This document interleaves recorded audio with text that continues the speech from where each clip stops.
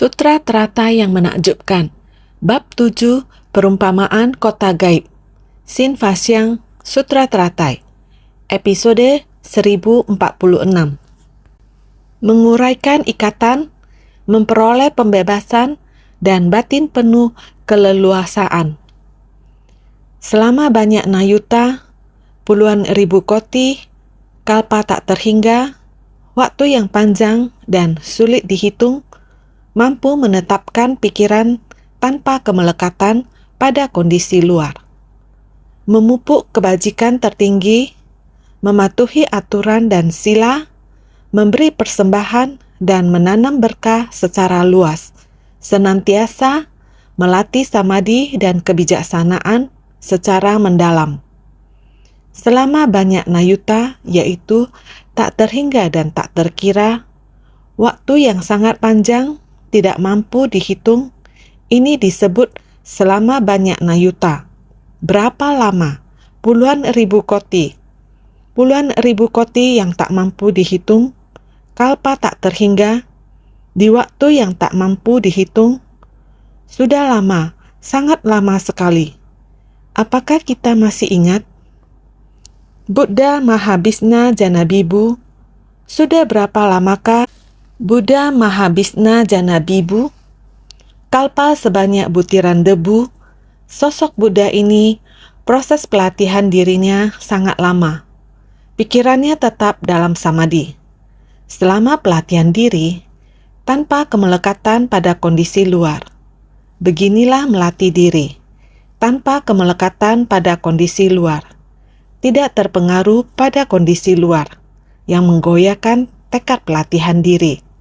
Jadi, semua pelatihan dirinya adalah kebajikan tertinggi, mematuhi aturan dan sila, mengembangkan banyak niat kebajikan, seperti para Raja Brahma yang datang dari 10 penjuru, melatih kebajikan yang paling tertinggi, juga mematuhi aturan dan sila yang paling tertinggi. Kita telah mengatakan ini sebelumnya, yang membabarkan Dharma adalah demikian. Yang mendengarkan Dharma juga demikian. Terlihat persamuan tersebut begitu agung, karena begitu banyak orang dengan kebajikan paling tertinggi berkumpul bersama, datang dari 10 penjuru untuk memohon Buddha Mahabhisna Janabibu untuk memutar roda Dharma. Tempat persamuhan itu sangat jauh dari kita. Selama banyak nayuta, puluhan ribu koti, kalpa tak terhingga, waktu yang sangat lama dulu, ada persamuhan seperti ini. Para Raja Brahma dari 10 penjuru yang datang memohon Dharma, jadi ini adalah orang yang senantiasa melatih samadhi dan kebijaksanaan secara mendalam. Melatih diri, memerlukan waktu yang sangat-sangat panjang untuk melatih diri. Waktu mengakumulasi segalanya untuk menyempurnakan pelatihan diri kita sebagai manusia. Beginilah sekarang, sebelum kalpa sebanyak butiran debu yang tiada terhingga di masa-masa lalu, Buddha Mahabhisna Janabibu juga sama seperti ini, karena kita semua setara dengan Buddha. Sejak masa tanpa awal, kita semua memiliki sifat hakiki kebudaan.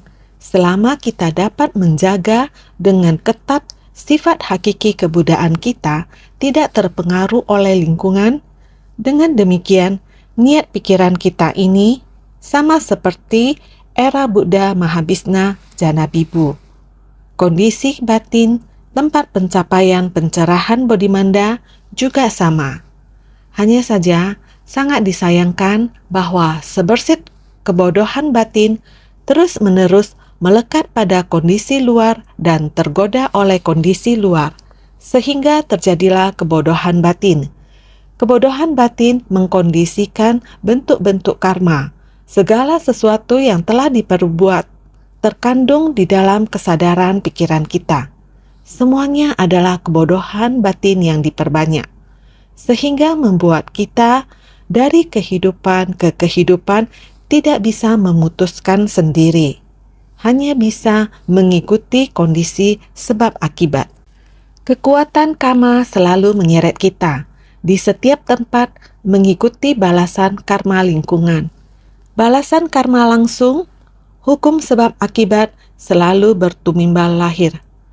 Dengan melihat sebersit niat pikiran ini, demikianlah sebersit niat pikiran ini untuk waktu yang sangat lama. Bagaimana kita bisa menjaga sebersit niat ini dengan baik? Kita harus kembali ke dunia nyata kita. Di dalam dunia nyata kita, kita harus memasuki kerumunan orang banyak untuk melatih diri dengan baik. Jangan membiarkan kondisi lingkungan dan orang-orang banyak mempengaruhi batin kita. Kita dapat di tengah orang banyak melihat kehidupan yang sangat-sangat banyak. Di Chiayi ada sebuah keluarga. Keluarga ini hanya ada satu orang yang tinggal sendirian. Orang ini memiliki gangguan jiwa, sehingga pikirannya tidak waras. Dia hidup bersama ayahnya, tetapi ayahnya tidak mau tinggal di rumahnya. Setiap hari memberinya 100 yen untuk makan. Namun di dalam rumah, pemuda ini dikatakan muda, tapi kelihatannya sudah berusia sekitar 30-an atau 40-an tahun. Tetapi mengalami gangguan jiwa, sering suka bermain api, suka membakar sesuatu, terkadang membawa pisau untuk menakuti orang. Karena itu, para tetangga tidak berani mendekatinya. Yang lebih merepotkan adalah, dia suka mengumpulkan sampah, lalu mengumpulkan sampah di dalam rumah. Seorang diri tinggal di rumah tipe Sanheyuan, yaitu rumah bergaya tradisional Tiongkok kuno, dengan bangunan utama dan beberapa bangunan di samping. Ada bangunan utama dan beberapa bangunan samping. Semuanya dipenuhi dengan sampah. Semua tetangga merasa khawatir. Khawatir dengan orang ini yang sering membakar sesuatu seperti ini. Jika api sampai membakar bagian dalam rumah, jika rumah terbakar, akan menjalar ke rumah orang lain. Semua orang tidak berani mendekatinya. Takut dia akan mengancam mereka dengan pisau. Karena itu semua orang sangat khawatir. Kemudian orang desa melalui kepala desa berkata kepada ayahnya, mohon, bisakah Anda mengatakan kepada anak Anda? Ayahnya berkata, pikirannya kurang waras. Bagaimana saya bisa mengatakan kepada dia? Jadi ini harus bagaimana? Ini sangat kotor sekali. Kepala lingkungan berkata, saya sudah minta bantuan insan suci untuk bantu bersihkan. Apa kamu bisa bantu sampaikan kepada anak kamu? Kita ada meminta orang datang bantu membersihkan. Ini tidak mungkin, jadi tidak ada yang perlu disampaikan. Permintaan kepala lingkungan juga tidak jalan. Insan suci maju membantu, berkomunikasi dengan sang ayah. Selama jangka waktu yang lama sampai ayah berkata, baiklah, jika kalian ingin membersihkan, lakukanlah. Hanya dengan berkata demikian, ayah itu pun pergi dan tidak muncul lagi. Insan suci menggerakkan 50 orang. 50 orang sudah datang, namun orang di dalam rumah menghalangi dari dalam pintu. Sangat galak. Tidak ingin orang masuk. Kepala lingkungan memanggil pamannya datang. Ayah tidak ada. Pamannya yang dipanggil datang. Pamannya ini dibuat terharu oleh insan suci. Dia pun datang dan berkata kepadanya. Dia pun kehilangan kendali atas emosinya. Si penghuni rumah emosi. Paman dan insan suci berusaha membujuknya. Kemudian memberi kode kepada insan suci agar masuk dari samping. Karena dia menghalangi dari pintu depan. Paman berkata, kalian masuk dan bersihkan bagian dapur. Paman itu bersama insan suci terus menasehatinya. Sampai akhirnya dia menyadari insan suci sudah masuk ke rumahnya dari bagian samping. Dia berteriak, kalian ini perampok, perampok. Perampok masuk ke dalam rumah merampok saya. Barisan Cuceng, paman dan kepala lingkungan berada di luar. Kemudian barisan Cuceng memulai percakapan lalu berkata, Ayi, ada begitu banyak jimat yang tergantung di dadamu. Apakah para dewanya bisa berantem tidak? Ai menjawab, tidaklah. Para dewa mana mungkin berantem? Kamu lihat, ini adalah... Lalu dari dadanya ditarik keluar dan berkata, ini adalah Wang Ye dan ini adalah Kuan Im. Mereka bagaimana bisa berantem? Orang suci lalu mulai menjawab, benar, grup kami ini adalah Bodhisattva Kuan Im yang mengirim kami datang. Mengirim kami datang untuk membantu Anda. Apakah Anda terima? Dia lalu tertawa dan berkata, Kuan Im yang mengirim kalian datang ya? Seperti ini, dia menjadi mulai lebih tenang. Relawan yang di dalam bergegas dan terus membersihkan. Apakah kalian tahu kotornya seperti apa? Kira-kira dapat atau seharusnya dikatakan dia tinggal di dalam gunung sampah. Seperti ini menggambarkan keseluruhan rumahnya. Seperti yang kita lihat di Indonesia, kita melihat yang ada di luar negeri, gunung sampah di Filipina. Selama bertahun-tahun, sudah puluhan tahun, orang ini tidak pernah tidur di tempat tidur sama sekali. Tidur di manakah? Tidur di atas sampah. Sudah tidak bisa melihat tempat tidurnya ada di mana. Keseluruhan ruangan adalah sampah. Lebih dari 50 orang relawan ceci ditambah warga desa di antaranya. Juga ada satu tim amal, tim layanan relawan Singnan. Ada beberapa orang datang bergabung. Seperti ini memburu waktu, bergegas mengeluarkan semua barang dari rumah. Mereka menemukan uang. Rupanya di dalam ada duit. Ada beberapa lembar. Mereka segera panggil dia. Ai, kamu ada duit. Kelihatan duit, dia juga mau ambil. Di saat itu, dia mulai ngamuk. Kalian kenapa keluarin semua barang? Kalian adalah perampok. Mereka menjawab, tenang, tenang. Relawan suci menenangkan dia. Jika ini semua dijual, akan ada duit. Dan semua duit akan dikasih ke kamu. Dia dengar ada duit, menjadi tenang kembali. Dengan demikian, ada orang yang di luar, ada orang dari dalam. Kalian tahu betapa kotornya. 10-20 tahun, belasan tahun dan belum pernah dibersihkan. Sampah dari luar sudah masuk ke dalam. Demikian kondisinya. Namun kelompok bodhisattva ini, mereka benar-benar dikirim oleh Bodhisattva Avalokitesvara. Ratusan tangan membersihkan tempat itu. Cuci dan sikat. Setelah sampah dikeluarkan, saat lagi pembersihan, dia juga mulai masuk dan bantu sapu. Dia juga tahu cara menggunakan selang menyemprot air. Relawan suci memuji dia. Kamu sangat pintar, sangat pintar. Sangat bahagia, lantai juga dibersihkan, dinding juga telah disikat bersih. Dia keluarkan senyuman yang sangat ramah. Relawan suci membawa sebuah ranjang, sebuah meja. Tanya dia mengenai ranjang. Kamu mau tidur di mana? Ranjang ini mau taruh di mana? Dia menjawab, di sana. Suci kita berkata kepadanya, di sini tidak cocok. Saya membantumu meletakkan meja di sini, dan tempat tidur diletakkan di sana. Demikian kamu tidur akan lebih nyaman. Apakah tempat tidur ini bagus? Dia meraba tempat tidur. Sini, membantu kita untuk memindahkannya.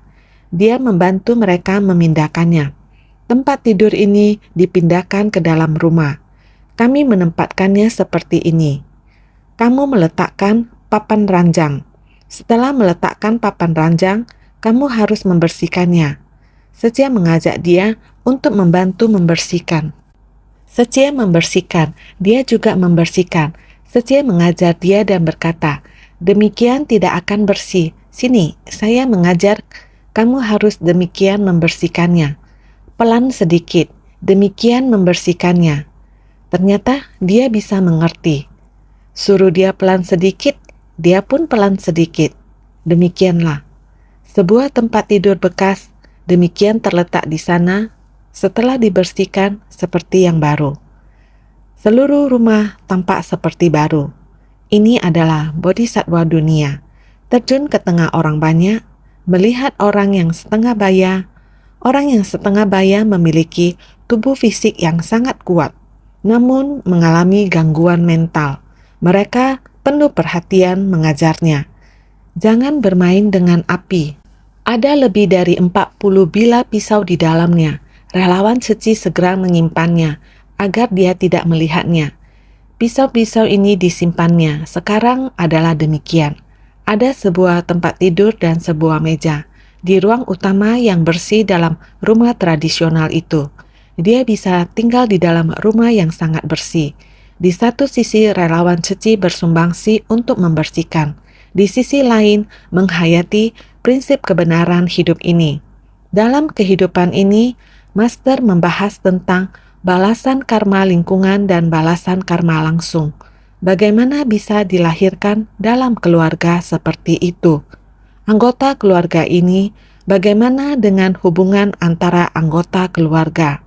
Apa yang kita lihat sekarang adalah ayahnya memberinya $100 Taiwan setiap hari. Kita tidak tahu yang lainnya.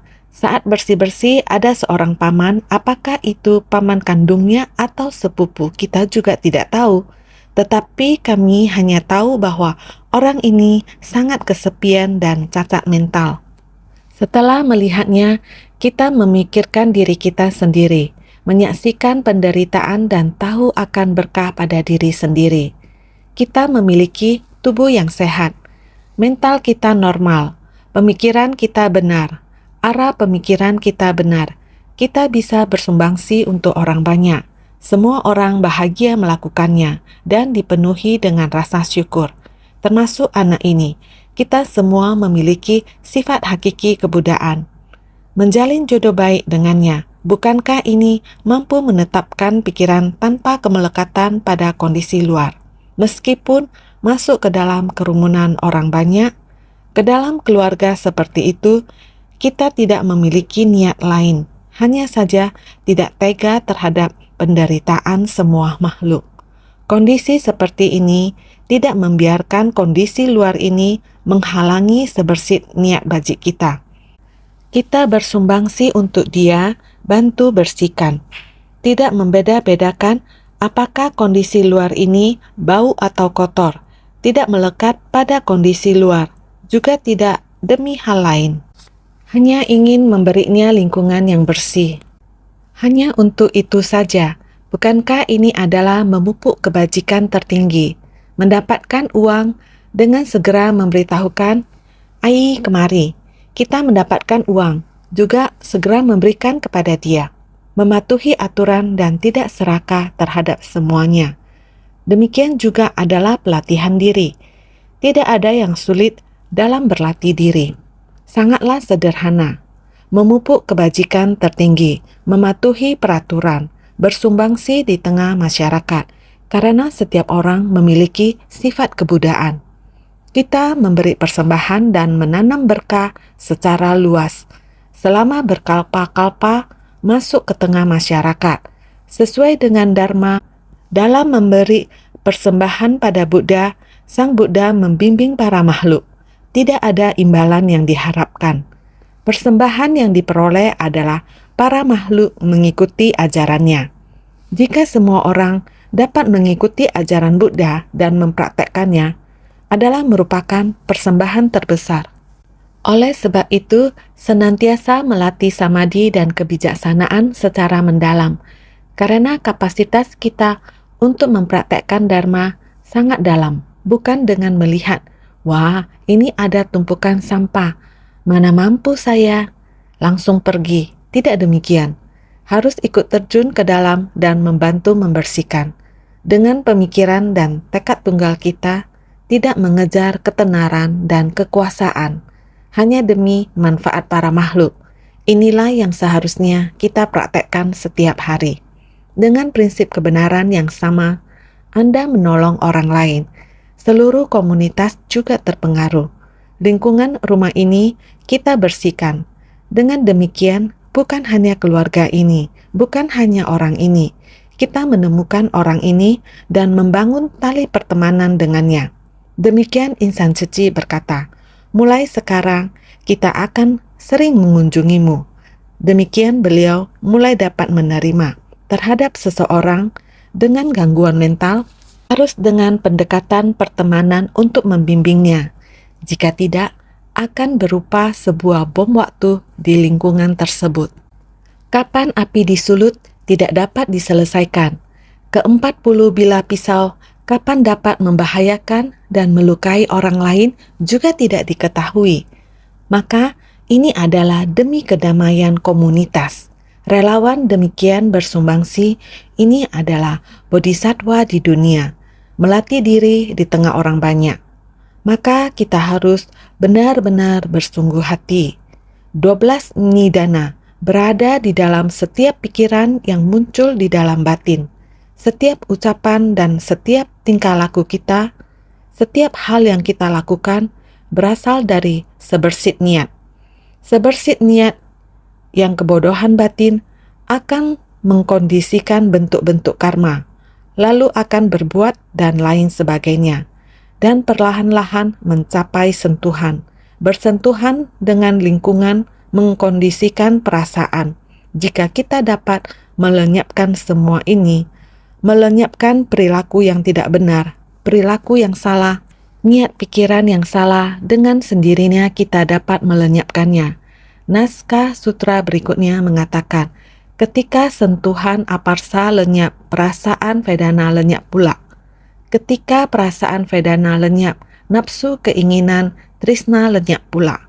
Ketika nafsu keinginan trisna lenyap, kemelekatan atau ikatan upadana lenyap pula. Ketika kemelekatan upadana lenyap, proses penjelmaan bhava lenyap pula.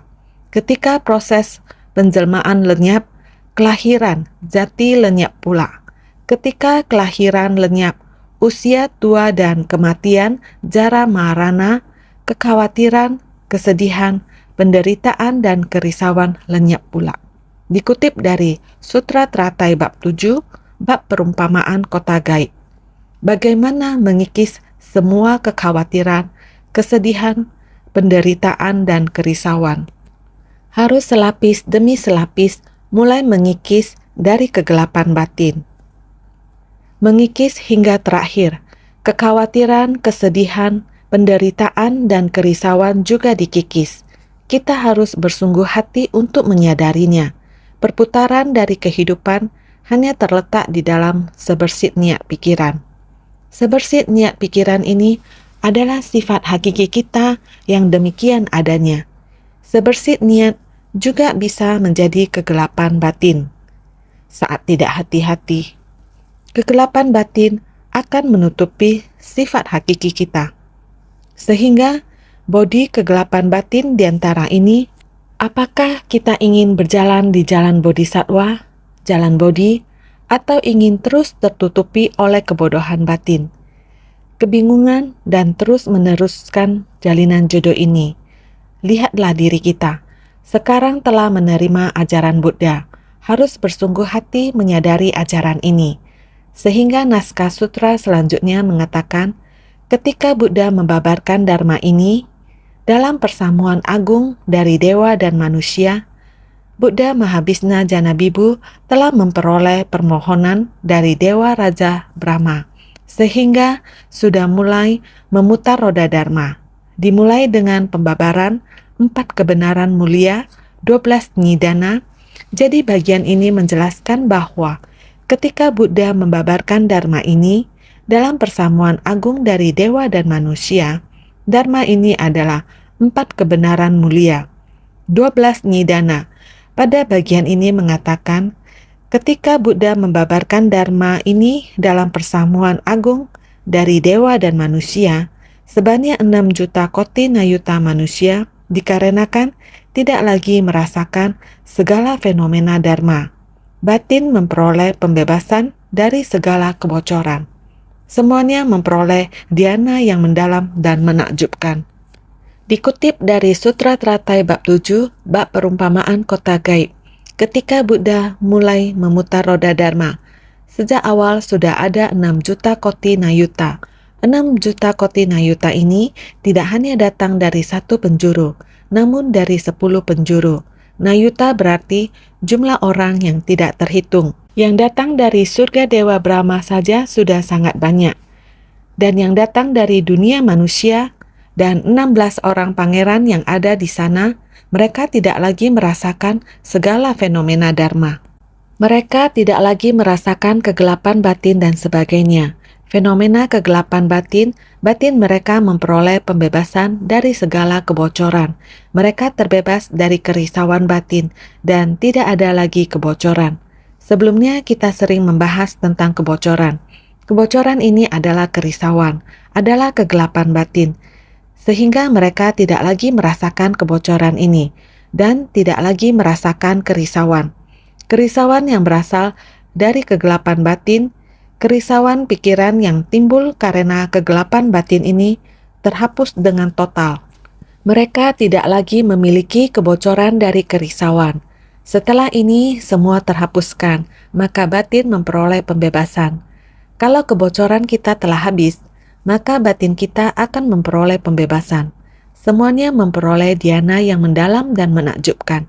Dengan sendirinya, kita akan memperoleh dhyana yang mendalam dan menakjubkan, dan akar keyakinan yang kokoh. Ketika Buddha membabarkan dharma ini, dalam persamuan agung dari dewa dan manusia, ini adalah ketika Tathagata Buddha Mahabhisna Janabibu memutar roda dharma secara resmi. Secara resmi, mulai memutar roda dharma, seperti yang telah kita bicarakan, Buddha mengajarkan 4 kebenaran mulia, 12 nidana. Ketika Buddha membabarkan dharma ini dalam persamuan agung dari dewa dan manusia, Tathagata Mahabhisna Janabibu memutar roda dharma secara benar.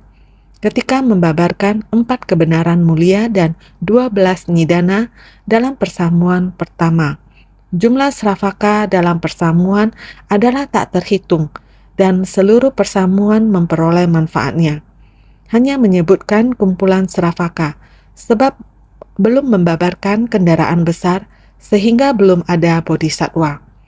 Awal persamuhan pada saat pertama kali membabarkan dharma hanya ada Sravaka dan Pratekya Buddha. Hanya ada Sravaka dan Pratekya Buddha saja. Tapi sudah sangat banyak, tak terhitung. Banyak orang, 6 juta koti nayuta. Tak terhingga, begitu banyak, sehingga tak terhitung. Seluruh persamuhan memperoleh manfaatnya. Banyak orang yang memperoleh manfaatnya telah mendapatkan Buddha Dharma. Setiap orang telah melenyapkan semua kerisauan, kebodohan, kebocoran batin telah dibebaskan, sehingga memperoleh manfaatnya. Ini hanya berbicara tentang Sravaka. Sravaka termasuk juga Pratekya Buddha. Ini hanya persamuhan pertama. Ada Sravaka, ada Pratekya Buddha. Karena belum ada Bodhisattva, saat ini hanya ada Sravaka Pratekya Buddha. Tidak terkecuali Dewa Brahma. Mereka masih memiliki ajaran yang belum tuntas dipahami. Jadi mereka kembali datang untuk memohon agar Sang Buddha memutar roda Dharma. Ini hanya Sravaka, Pratekya Buddha. Belum ada Bodhisattva, belum muncul. Karena hanya berbicara tentang 4 kebenaran mulia, 12 nidana. Belum masuk ke Dharma kendaraan besar, jadi Bodhisattva belum muncul. 6 juta koti nayuta manusia adalah mereka yang merealisasikan buah pembebasan dari 2 kendaraan. Jumlahnya ada sebanyak 6 juta koti nayuta. Ini sudah menyadari kedua kendaraan itu. Kedua kendaraan ini adalah Sravaka, Pratekya Buddha. Buah pembebasan ini telah berakar kuat, keyakinan teguh. Jumlahnya ada sebanyak 6 juta koti nayuta. Ada begitu banyak orang sehingga dikarenakan tidak lagi merasakan segala fenomena dharma, tidak lagi merasakan segala fenomena dharma adalah tidak merasakan segala dunia luar, godaan kondisi luar. Sering kita mengatakan kita harus masuk ke kerumunan orang banyak. Masuk ke kerumunan orang banyak adalah kondisi luar. Dengan kondisi luar ada berbagai jenis, berbagai penderitaan, kebodohan. Kondisi luar, berbagai penderitaan dan kebodohan ini, perasaan terhadap buah balasan internal. Semuanya tiada perasaan bahagia, dikarenakan tidak lagi merasakan segala fenomena dharma. Tidak lagi merasakan segala fenomena dharma adalah segala perasaan terhadap kondisi luar ataupun perasaan terhadap buah balasan internal. Semuanya tiada perasaan bahagia. Tidak merasakan, makanya tiada nafsu, keinginan atau tresna. Tiada nafsu, keinginan atau tresna, makanya tiada kemelekatan atau upadana lenyap. Tiada kemelekatan atau upadana, makanya tiada proses penjelmaan, bhava, sehingga tiada usia tua dan kematian, kekhawatiran, kesedihan, penderitaan dan kerisauan, serta mencapai nirwana dengan sisa. Kondisi di luar begitu banyak kerisauan. Jika dimasukkan ke dalam hati, maka tidak akan bahagia. Jika tidak suka, kita tidak menerima, tidak akan menerimanya. Kondisi luar, hati, batin tidak akan goyah. Kita tahu bahwa ini adalah hal yang tidak menyenangkan, bukan sesuatu yang kita suka. Karena ini semua adalah kesengsaraan. Kondisi di luar ini semuanya adalah kesengsaraan. Kita sudah memahaminya dan kita mengetahuinya. Bermula dari sebersit kebodohan batin, mengkondisikan bentuk-bentuk karma, mengkondisikan kesadaran, mengkondisikan batin jasmani, mengkondisikan 6 landasan indera, mengkondisikan sentuhan dan mengkondisikan perasaan. Kita selalu mengetahuinya. Karena kita sudah mengetahuinya, maka kita tidak menerimanya. Tidak menerima kondisi luar, walaupun kita telah memasuki di tengah kondisi, tetapi batin kita tidak ternodai. Kita sudah mengetahuinya, karena kondisi ini dapat menimbulkan penderitaan. Sama seperti 50 orang dari kita pergi ke tempat itu untuk membersihkannya. Walaupun kondisi ini seperti ini, bodhisatwa dunia, sampah-sampah ini tidak ditaruh dalam hati, membersihkannya dari dalam rumah. Sudah bersih, mengetahui bahwa ini adalah penderitaan, menyapunya dan tidak dimasukkan ke dalam hati. Dengan prinsip yang sama, jika kita dapat memahaminya, tidak merasakan, makanya tiada nafsu keinginan, kita akan mengetahui dimulai dari sebersit kebodohan. Kita tidak menerima kondisi luar, maka kebodohan ini tidak akan terlaksana, tidak akan tercipta. Jadi sebersit niat ini melihat kondisi luar, kita tidak berpikir untuk merasakannya. Tidak merasakan itu adalah tidak menerima kondisi dari luar. Untuk memaksakan jalinan jodoh dengan sendirinya tidak ada nafsu keinginan. Tidak ada nafsu keinginan, tidak akan merasa, ini saya mau, ini saya tidak mau. Lagi pula, ini bukan milik saya juga tidak butuh. Dengan sendirinya, maka tidak ada nafsu keinginan. Maka tidak terfikir untuk melekat. Tiada nafsu keinginan, makanya tiada kemelekatan. Lenyap. Tiada kemelekatan, makanya tiada proses penjelmaan. Karena kita tidak mengambilnya. Seperti air itu. Karena dia mengambilnya, maka menjadi ada sampah. Sudah menjadi proses penjelmaan. Jadi, tidak melekat jika dia tidak mengambilnya.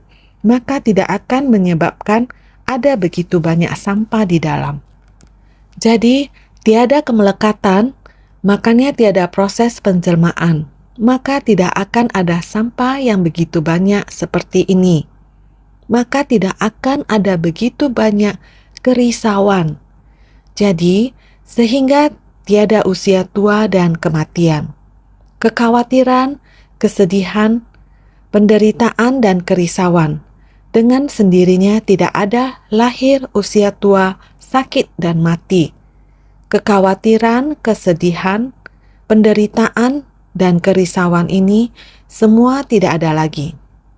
Banyak orang, jika kita nonton TAI TV kita, sering bisa melihat orang-orang tua yang sangat bebas. Usia yang sudah begitu tua. Kalau tidak segera melakukan, maka tidak ada waktu lagi. Tidak usah pikir begitu banyak. Untuk apa memikirkan rasa sakit ini bagaimana? Lakukan saja, maka akan terlupakan. Hari terakhir, tidak perlu dipikirkan. Lakukan saja sudah benar. Ada waktu, sekarang masih ada waktu. Maka saya segera lakukan. Master mengatakan harus genggam waktu. Dia tidak ada kekhawatiran, kesedihan, penderitaan, dan kerisauan. Sudah cukup, sudah puas. Karena ada waktu, lakukan saja sudah benar. Ini adalah tidak ada kekhawatiran, kesedihan, penderitaan, dan kerisauan, serta mencapai nirwana dengan sisa. Nirwana dengan sisa karena mereka menjalankan hanya 2 kendaraan saja, Sravaka, Pratekya Buddha. Makanya dinamakan nirwana dengan sisa. Masih belum mencapai nirwana tanpa sisa. Hanya mengetahui kelahiran dan kematian sedemikian datangnya. Saya sudah tahu. Setelah saya mengetahuinya, saya tidak mau melakukannya. Kebodohan batin, maka tidak lagi mengkondisikan. Tidak lagi mengkondisikan dengan bentuk-bentuk karma dan lain-lain. Hanya memahaminya sampai di sini. Hanya menjaga kemurnian batin. Seandainya kediaman batin murni dan jernih, maka tidak ada kerisauan batin lagi, sehingga tidak lagi merasakan segala fenomena dharma. Tersadarkan kalau 4 kebenaran mulia dan 12 nidana adalah kosong. Dengan sendirinya kita sudah sadar memahaminya. Kehidupan manusia datang dan pergi.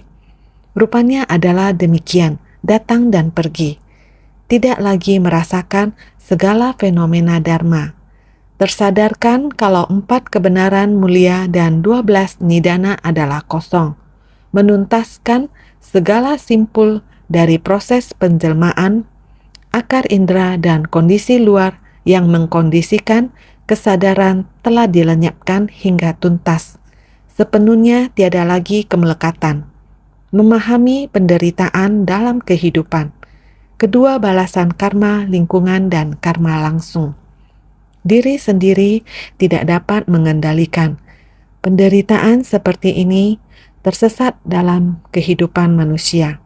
Tidak paham terhadap segala hal, sehingga menciptakan karma lagi. Di sini terus berkaitan satu sama lain.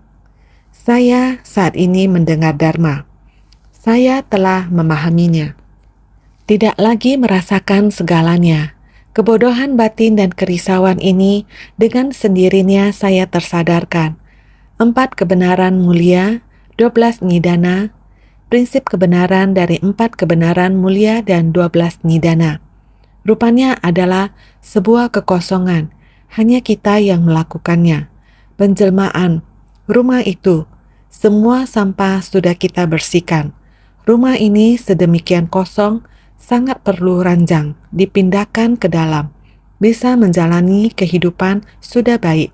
Sedemikian sederhana, sehingga menuntaskan segala simpul dari proses penjelmaan, noda batin, kekotoran ini, tali yang mengikat kita telah terbuka. Akar indera dan kondisi luar yang mengkondisikan kesadaran telah dilenyapkan hingga tuntas. Akar adalah 6 akar indera kita. Juga 6 objek indera dari luar kondisi ini. Bersentuhan dengan kondisi ini berbuat. Kesadaran kita sudah sangat jelas. Cermin ini telah dibersihkan. Bisa mengetahui ini adalah kondisi luar.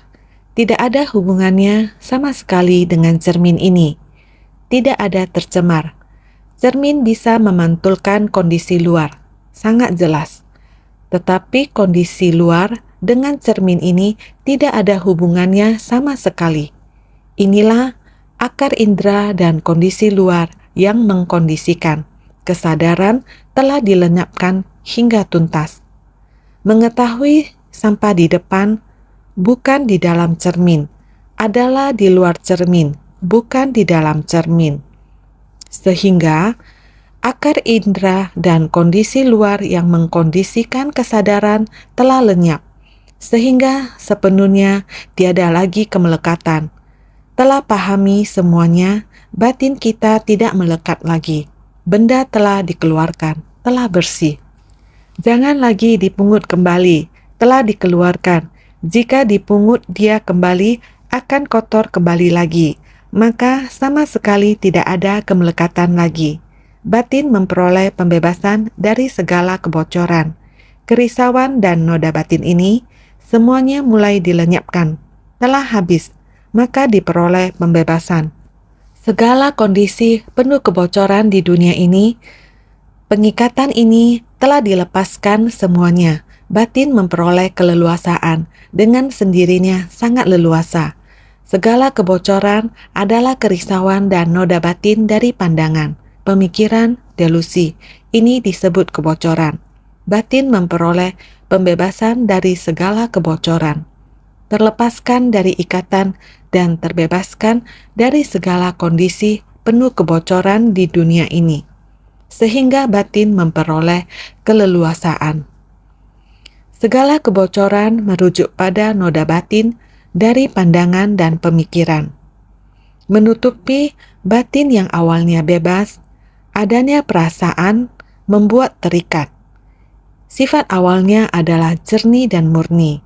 Adanya kemelekatan membuat bingung dengan tidak merasakan dan tidak melekat pada segala fenomena dharma.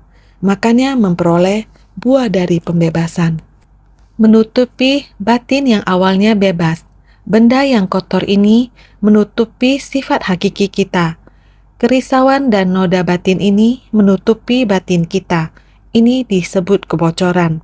Benda ini telah dibuang. Dengan sendirinya telah terbebaskan.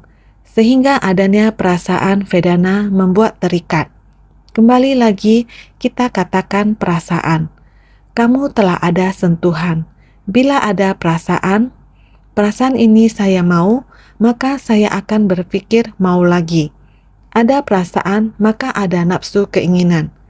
Ada nafsu keinginan, dengan sendirinya ada kemelekatan. Ada kemelekatan, sebenarnya batin kita awalnya adalah damai. Seperti rumah tradisional yang tua itu. Rumah masih bagus. Awalnya satu rumah sangat hening. Hanya terus memungut benda masuk ke rumah. Demikian terus dikumpulkan. Sebenarnya setelah dikeluarkan akan menjadi bersih dan rapi. Adanya kemelekatan membuat bingung. Yaitu ada kemelekatan memungut barang kotor masuk ke rumah. Maka rumah ini semuanya seperti berada di tumpukan sampah, gelap gulita, tidak terlihat di dalam rumah ini. Sebenarnya ada barang apa? Semuanya sampah.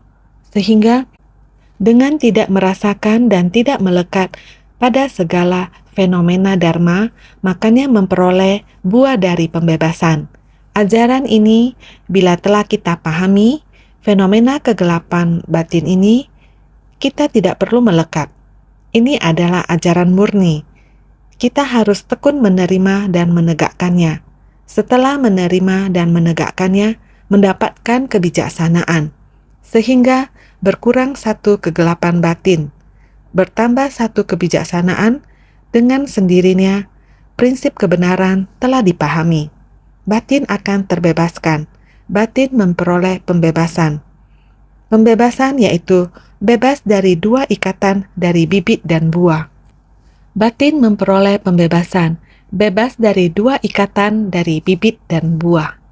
Menghapus delusi dari pemikiran keliru hingga tuntas dan memperoleh tahapan buah keberhasilan telah melampaui tahap belajar, asaiksa. Dengan kebijaksanaan penghapusan melenyapkan delusi, dengan kebijaksanaan tiada kelahiran memperoleh realisasi akan prinsip kebenaran, sehingga benih sebab gugur dan buah akibat musnah, memahami dan memasuki prinsip kekosongan. Batin memperoleh kekuasaan, makanya dikatakan memperoleh pembebasan. Ini dikatakan sebenarnya buah ini, bila kamu membiarkan kondisi ini lebih mendekat, di dalam buah ini ada bibit, ada gen, yaitu karma itu masih ada di dalam buah. Buah bisa terlepas dari kondisi luar, maka tidak akan lagi ada bibitnya. Bibit dikarenakan ada tanah, ada kandungan air, ada udara. Dia baru bisa mulai ada tunas dan lain-lain. Bila kamu pisahkan, kondisi ini terpisahkan. Dengan sendirinya, tidak akan ada lagi. Maka demikian, menghapus delusi dari pemikiran keliru hingga tuntas. Dengan begitu, akar kerisauan telah terhapus. Terpisahkan dengan sendirinya noda batin kita, delusi telah lenyap. Pandangan, pemikiran, delusi telah terhapuskan. Memperoleh tahapan buah keberhasilan, telah melampaui tahap belajar. Maka dalam ketekunan kita melampaui Sravaka Pratekya Buddha. Ini dinamakan melampaui tahap belajar. Pada permulaan mengatakan tahap belajar dan melampaui tahap belajar yang belum mencapai tingkatan Sravaka Pratekya Buddha. Kerisauannya belum terhapus, belum begitu memahami ajaran, sehingga ini masih tahap belajar, masih harus belajar. Memperoleh tahapan buah keberhasilan telah melampaui tahap belajar. Dengan kebijaksanaan, penghapusan melenyapkan delusi. Semua kebijaksanaan telah muncul di depan. Delusi telah terhapuskan semuanya. Kebijaksanaan tiada kelahiran. Memperoleh realisasi akan prinsip kebenaran. Mendapatkan kebijaksanaan tiada kelahiran. Dengan sendirinya memperoleh realisasi akan prinsip kebenaran. Sehingga benih sebab gugur dan buah akibat musnah. Tidak ada benih ini, buah dan lain-lain. Masih saja dibelit, sehingga memahami dan memasuki prinsip kekosongan, batin memperoleh keleluasaan. Makanya dikatakan memperoleh pembebasan, sehingga semuanya memperoleh dhyana yang mendalam dan menakjubkan. Dikarenakan telah memperoleh pembebasan, makanya dapat melampaui keduniawian dan memperoleh dhyana yang mendalam dan menakjubkan yang saling respon dengan kebijaksanaan. Sangat dalam. Dengan sendirinya kita melampaui dunia, bisa berpadu dengan kebijaksanaan murni kita. Ini disebut dhyana yang mendalam dan menakjubkan, yaitu pembebasan yang paling tinggi dan tiada tara. Banyak ajaran yang datang dari satu pikiran kita, yang membuat kita berbicara tentang dharma yang tiada habis-habisnya.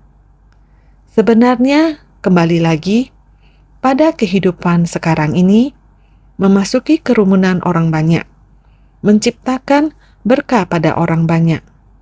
Ini sudah benar. Sehingga kita harus senantiasa lebih bersungguh hati.